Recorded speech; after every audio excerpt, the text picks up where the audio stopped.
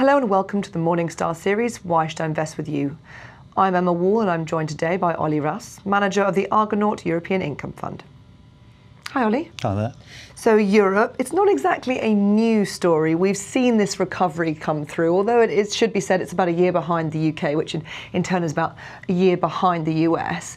But there are still opportunities to be had from this economic recovery, aren't there? There's still profits to be made. Oh, definitely. I mean, for the last few years, you've seen Europe go up, but actually what's happened to earnings is they've gone down. So it's been a re-rating story for the last few years. Now, this year is the first year we think we should get a proper earnings inflection point. That means we are looking still perhaps at double-digit earnings growth for this year. That's a big sea change, because if you look at Europe compared to the US, it's under-earning compared to where it should be. So whereas the US has gone to hit all-time market highs, that's driven by all-time EPS highs. Europe's nowhere near. We're about 30% below peak earnings. So we've got a long way to catch up in Europe. But I think to sustain market rallies and these valuations, we do need to see earnings come through this year. And presumably for the next couple of years as well. And of course you are an income investor, so how is the market supporting the shareholder in terms of, are they being rewarded yet? Is that income starting to come through post-recovery? I think this year actually there has been a bit of discrimination coming back into the market. For the last few years perhaps it's been more of a beta rally as people have just piled into perhaps the highest beta names, the ones that are more likely to go up.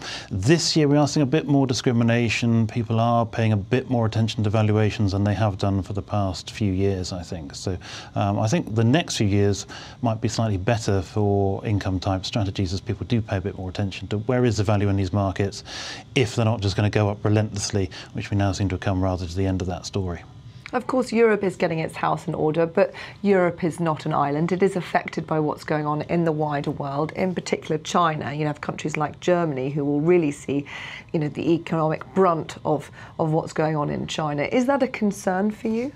It's always a concern, but I think for our portfolio on the income side of things, really we don't have that much that is exposed to China. The sort of things that our income stocks tend to be financials, telcos, utilities, that type of thing. They tend to be more domestically focused. So really we're playing the domestic Europe recovery at this stage. So bit less concerned about what's going on in China maybe than some, but obviously it does have a global impact. You will see presumably some sort of wave of deflation coming across from China now.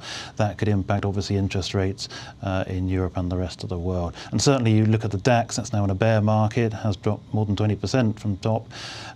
So that has really been quite severely impacted, but they are probably the most exposed. I suppose that's a buying opportunity for you too, is when you see markets dip like that. I think a lot of people are looking at this as a bit of a buying opportunity, but again I would urge discrimination. Buy things with reasonable valuations, because there's a lot out there, particularly anything with growth, anything with secular growth now trades between 20 and 30 times earnings, sometimes more.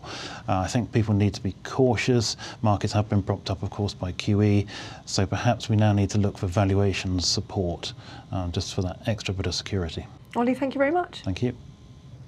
This is Emma Wall from Morningstar. Thank you for watching.